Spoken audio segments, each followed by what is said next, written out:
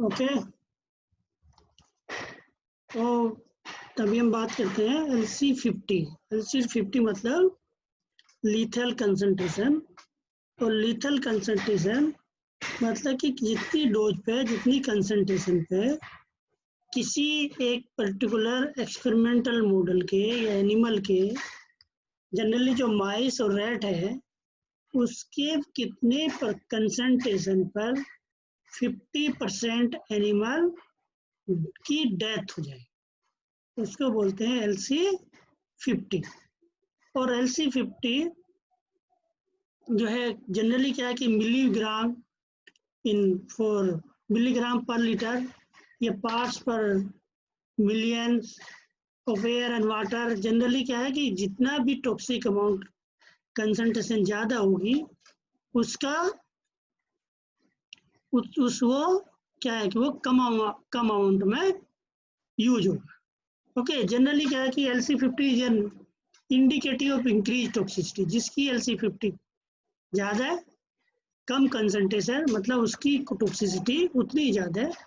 और ये जो टेस्ट है, it was created by the J.W. Trevon in 1927. is generally used for the comparison of for the toxicity of chemical which are directly extrapolated from one species to another to human। तो उसकी toxicity एक species में कितनी है, और ये एक species मान ली कि रैट में कितनी है, तो यू कैंट से कि ह्यूमन में भी इतनी ही टॉक्सिक होगा। तो ये अलग अलग मेजर है। It is beyond the, it not always extend to the people like the LC50 value important and used for the safe side of human work around the material। मतलब अगर जो पहले एक्सपेरिमेंटल मैनुअल है, अगर उन पर safe है तो आगे बढ़ेंगे या उससे कम कंसंट्रेशन लेंगे, क्योंकि आप जानते हैं कि जो भी ड्रग है या कोई टॉक्सिक केमिकल है, अगर लो अमाउंट में है तो वो यूजफुल है, अगर अदरवाइज और बहुत ज़्यादा अमाउंट में वो क्या है कि वो हार्मफुल है। इसी तरह दूसरा जो टर्म आता है वो है LD50। इट्स जो कितना मटेरियल दिया और उसको वो कितने ग्राम दिया, वहाँ पे कंसंट्रेशन है, मोल पर लीटर कह सकते हैं।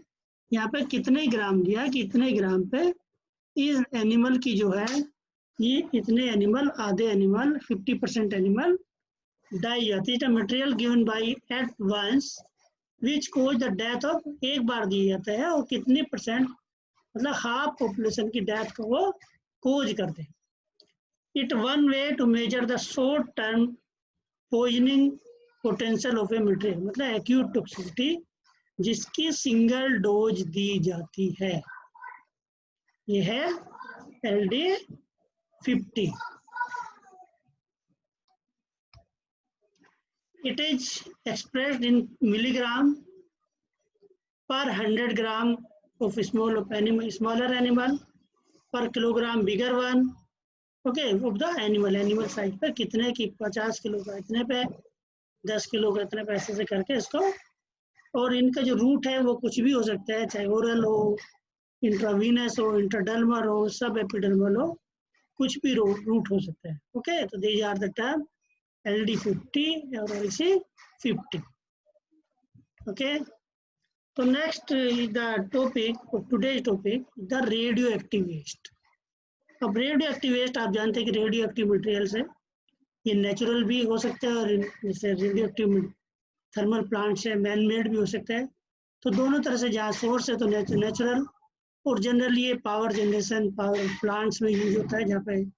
ओके, तो जनरली क्या है कि इनकी 5 सोर्स हैं, प्रीमोडरल, जनरल और natural source. Nuclear weapon testing, जैसे आप यूरेनियम, हाइड्रोजन और ये सब के बम बनाते रहते हैं। न्यूक्लियर रिप्रोसेसिंग इंडस्ट्री, रिफाइनमेंट का, जैसे यूरेनियम को एनरिच किया जाता है। वेरियस मिलिट्री और इंडस्ट्री एंड रिसर्च एस्टेब्लिशमेंट, जो रिसर्च है, इवन मेडिसिन में भी कई बार रेडियो एक्टिव कंपाउंड का यूज होता है। आपने कुछ साल पहले सुना होगा कि दिल्ली यूनिवर्सिटी एक प्रोफेसर के अगेंस्ट में, तो वहाँ पे उसकी लैब से जो है कोबाल्ट का कुछ कंपाउंड जो है उसको लेके कुछ कंट्रोवर्सल हुआ था। इसी तरह और भी चीज़ें हैं कि उनका प्रॉपर डिस्पोजल नहीं हुआ तो भी दिक्कत है। Okay, there are 4। अब इनको जनरली क्या है कि 4 मेजर चीज हैं, जैसे इनको डिस्पोजल किया जाता है। वेस्ट डिस्पोजल कैसे किया जाता है? जो वेस्ट हैं, जो बचे हैं, या तो एयर में डाइल्यूशन कर दी जाए, और एयर में डाइल्यूशन मतलब एयर पोल्यूशन। ओके, वाटर और मड डाइल्यूशन, वाटर और मड मिला के उसमें डाइल्यूशन कर दिया है, क्योंकि ये और सब आपके मिट्टी से निकलते हैं। स्टोरेज एंड शिपिंग, कहीं पे स्टोर कर दिया है पर्टिकुलर साइट पे, और ब्रीड कर दिया, इनको दबा दिया है। ओके, तो ये 4 तरीके हैं इनको डिस्पोज करने के। ओके, इफेक्ट का है कि क्रोनिक एक्सपोजर ऐसा है। देखो इधर आप जानते हैं कि अल्फा बीटा गामा निकलती है इनसे, तो दे में कोई द मोर्टिलिटी, दे में कोई the pathophysiology, impairment of reproduction, development, growth को, जेनेटिक्स, आपका डीएनए, आरएनए, इन सबको भी अफेक्ट कर सकते हैं। अब जैसे ग्राफ दिया हुआ कि exposure to radiation, energy absorption, ionization, direct, indirect action, आपका डीएनए में चेंज हो जाए, और डीएनए चेंज में सोमेटिक म्यूटेशन हो जाए, सेल डेथ, डिलेड रेस्पॉन्स या जेनेटिक डिजीज हो जाए, इनफर्टिलिटी हो जाए, ये सब चीज़ें इन सब से हो सकती है। ओके, तो ये कहीं ना कहीं आपके, तो फर्स्ट द मोल्ट्री जिसे साल्मोग्रेनाइडी 50 रेडोन का, अगर 58 रेडोन का अगर दिया जाए तो ब्लास्टोसाइटिक स्टेज है वो मोस्ट सेंसिटिव है।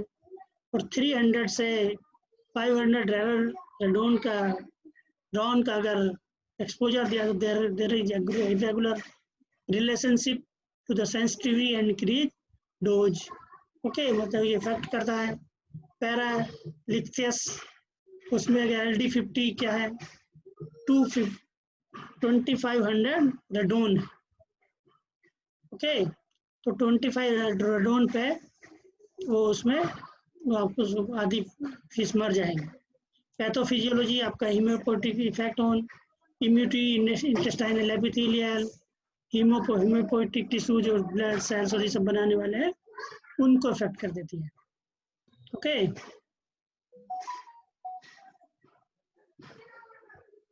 सर और भी स्लाइड है क्या? एक और है, दूसरा गैम्ब्यूसिया फिनिश डिप्रेशन इन हीमोपोइटिस।